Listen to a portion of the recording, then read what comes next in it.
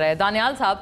अब ये तमाम मामला आपके सामने है, फिर ये जो क्लेम है ये कितना सही था कि शहबाज शरीफ साहब गालिबन इस्तीफ़ा देने वाले थे। कल आमिर डोगर साहब ने, वो भी नियाजी साहब की तरह आपके कॉलीग हैं, असेंबली के मेंबर, नेशनल असेंबली हैं, उन्होंने ये इंकशाफ किया एक प्रोग्राम में कि शहबाज शरीफ साहब इस्तीफ़ा देने वाले थे और अगर पीपल्स पार्टी ना हो, which is factually correct numbers के हवाले से, तो आपकी तो गवर्नमेंट जो है वो एक सेकेंड की मार नहीं है।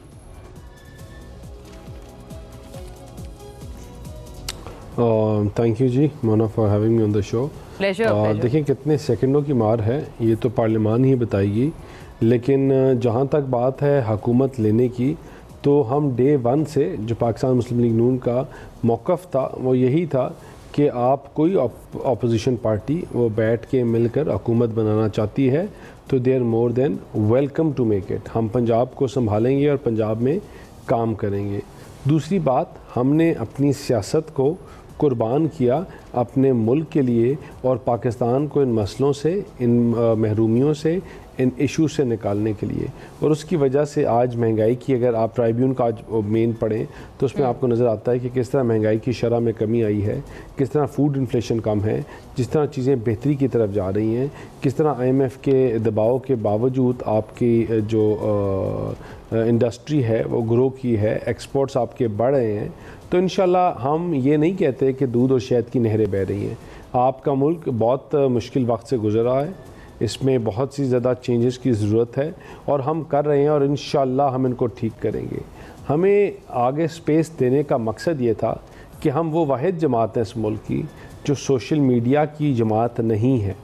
जिन्होंने सिर्फ गाली गलोच, नफ़रत, जलाओ घिराव की बात नहीं की। हमने डिलीवरेंस के ऊपर बात की, डिलीवर किया, और अगर कोई जमात हमसे मौज़ना करना चाहती है डिलीवरेबल्स के ऊपर कि भाई आपने ये मंसूबा लगाया, हमने ये मंसूबा लगाया, आपने 2 मंसूबे कम लगाए, हम 2 मंसूबे ज़्यादा लगाए हमने, तो हम उसके ऊपर तो बात कर सकते हैं। लेकिन अगर कोई जमात ये कहे कि रोडों के ऊपर गाली गलोच और इन चीज़ों में कौन मकबूल है, तो वो दैट इज़ वेरी एविडेंट।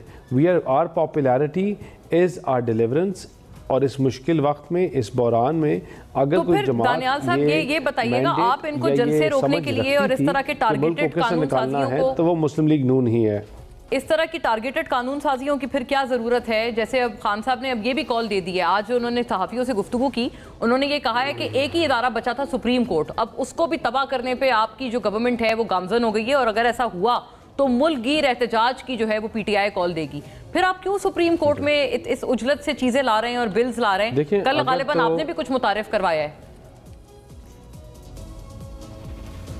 देखिए, अगर तो आप बात कर रही हैं कानून साजी की सेनेट की हद तक,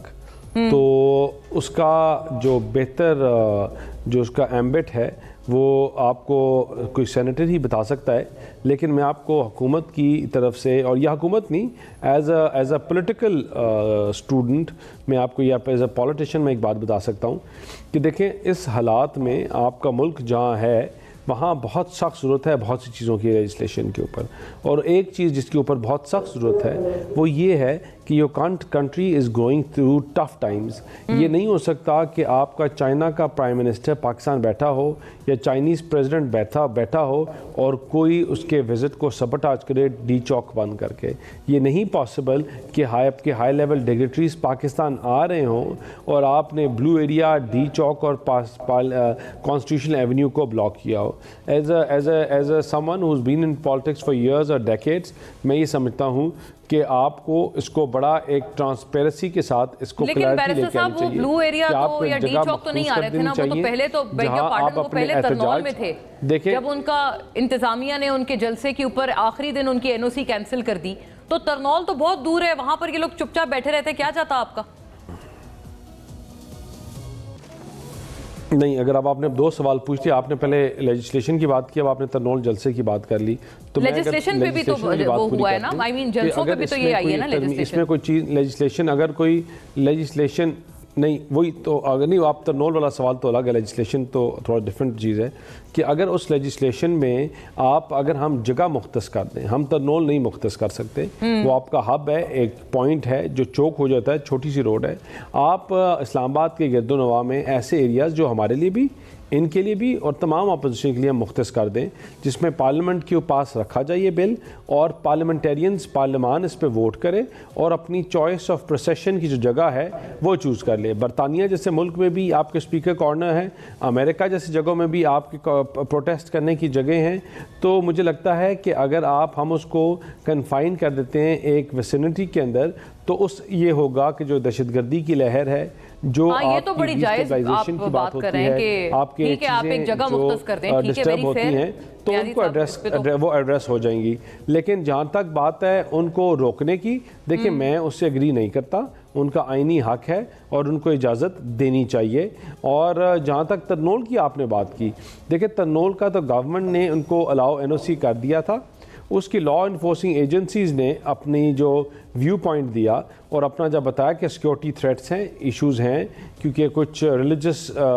सेंटिमेंट भी एक्टिव हुआ है, तो मेरे ख्याल से उसकी वजह से फिर वो NOC कैंसिल हुआ। और NOC कैंसिल होने से पहले इमरान खान ने अपना भी व्यू पॉइंट दे दिया था और इमरान खान ने की मुशावरत से मेरे ख्याल से इन्होंने जी ये बात सही है, ये बात सही है कि खान साहब ने भी अगली सुबह जो है वो जलसा मंसूख कर दिया था।